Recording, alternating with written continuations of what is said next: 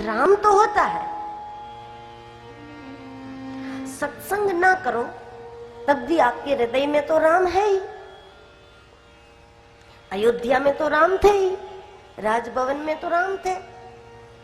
भरत के रहने न रहने से कोई फर्क नहीं पड़ता, अयोध्या में राम है। मंदिर में न जाओ तब भी आपके हृदय में तो राम है। सत्संग न करो तब भी आपके भवन में तो राम है। लेकिन आप उस राम के प्रति, उस आत्मा के प्रति सन्मुख नहीं हो पाओगे, उस आत्मा की शक्तियों को आप प्राप्त नहीं कर पाओगे। कोई भी बड़ा कार्य मनुष्य तब कर लेता है जब अपनी आत्मशक्ति जागृत हो, भीतर से आत्मशक्ति जागृत हो और बाहर से कोई समर्थों की प्रसन्नता बरस रही हो। ऐसे में 7 वर्ष का कोई भी भारतीय गोवर्धन को उठा सकता है। 7 साल का कोई भी बच्चा कृष्ण बन सकता है। जैसे 7 वर्ष की उम्र में गिरिराज जी को कृष्ण ने उठाया। हमारे आपके जीवन में कई बार ऐसा काम होता है ना, आप अपनी सामर्थ्य से बड़ा जो काम है, अपनी क्षमता से बड़ा जो काम होता है तो गिरिराज जी को उठाना ही होता है।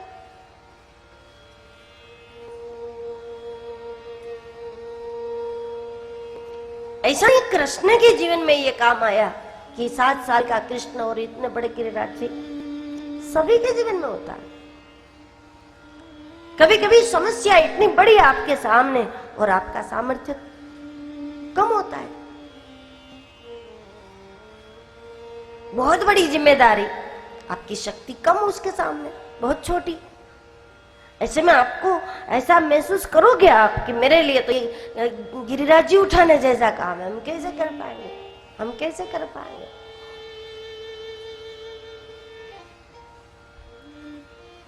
फिर बहुतों की आप आशा करने लगेगो ऐसे में कि कोई मदद कर दे।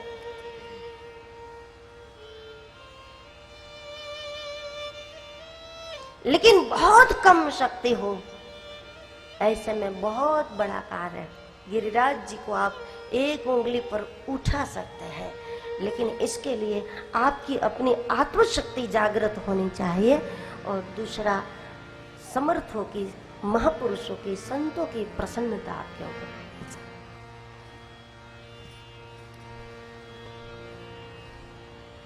यही था कृष्ण के पास। राधा उनकी आत्मशक्ति थी कृष्ण की। कृष्ण एक भी काम ऐसा नहीं कर सकता था जिससे राधा अप्रसन्न हो। ऐसा कोई काम नहीं कर सकता था। यदि राधा प्रसन्न है तो कृष्ण कहता है मैं गिरिराज जी को उठा लेता हूं। लेकिन यदि राधा प्रसन्न नहीं है तो इतना पत्थर भी कृष्ण हिला नहीं सकता। वो जो कर सकता है वो राधा की मेहरबानी से कर सकता है, अपनी आत्मशक्ति के बल पर कर सकता है।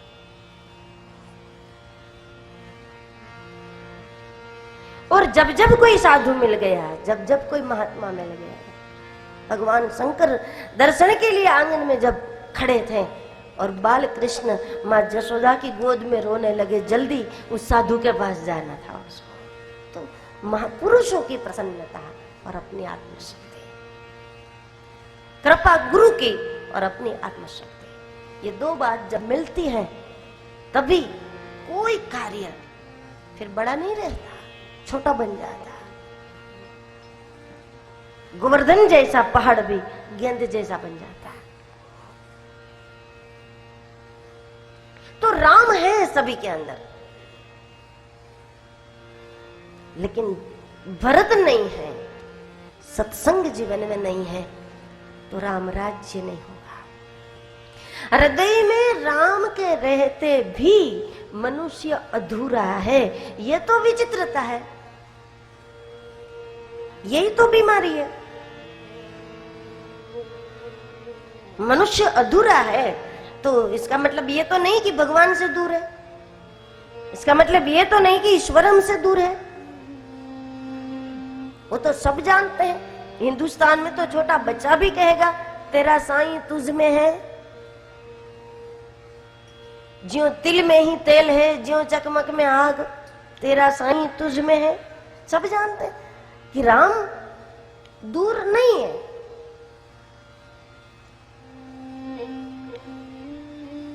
राम हमारे ही भवन में, हमारे ही घर में है। लेकिन राम घर में है, घट में है, हृदय में है, फिर भी मनुष्य अधूरा है। यही बीमारी, यही विटमिन है। यदि राम हृदय में है तो मनुष्य अधूरा नहीं होना चाहिए, और अधूरा है तो इसका मतलब राम हृदय में नहीं होना चाहिए। लेकिन राम तो है ही, तभी तो सांसें चालू है, तभी तो अस्तित्व है। लेकिन राम के रहते में भी मनुष्य अधूरा है, और इसकी वजह भरत की गैर मौजूदी है, संत की गैर मौजूदी है, सत्संग की गैर मौजूदी है। मतलब त्याग वृत्ति नहीं है। ठीक है, प्रत्येक स्थान त्याग के लिए नहीं होता। यदि आप अपनी दुकान में बैठे हैं तो वो तो त्याग के लिए तो नहीं होता। कोई अपनी फैक्ट्री में है, अपने व्यवसाय में है, तो वहां इंसानियत जरूरी होती है। लेकिन वो साधु संतों महापुरुषों वाला त्याग नहीं होता वहां पे। लेकिन प्रत्येक स्थान ऐसा नहीं होता कि जहां त्याग की आवश्यकता नहीं। कोई जगह तो ऐसी होनी चाहिए कि जहां आप स्वार्थ बुद्धि से प्रवेश ना करो। कोई जगह तो ऐसी होनी चाहिए। अपना व्यवसाय, अपना दुकान, अपनी फैक्ट्री, अपना ऑफिस, अपना खेत, अपना जो है वो ठीक है। भरत की गैर मौजूदी इसको कहते हैं कि जब आपके जीवन में कोई स्थान ही जगत में ऐसा नहीं बचा कि उस स्थान में आप निस्वार्थ भाव से प्रवेश करो। ऐसा एक स्थान भी आपके लिए न, मंदिर भी आपके लिए ऐसा स्थान नहीं, कोई संत, कोई साधु, कोई महात्मा, कोई आश्रम, कोई स्थान आपके लिए ऐसा नहीं कि वहां आप बिना स्वार्थ का प्रवेश करो। कोई जगह तो अपवाद रूप रखो इसके लिए। कोई स्थान यदि आपके लिए अपवाद रूप न रहा तो इसका मतलब भरत की गैर मौजूदगी हुई, और भरत की गैर मौजूदगी हुई तो ऐसे में राम राज्य का आनंद नहीं ले सकते, राम के साथ रहने का आनंद नहीं ले सकते। मतलब राम के साथ खेलने का आनंद नहीं ले सकते, राम के साथ बैठने का आनंद नहीं ले सकते।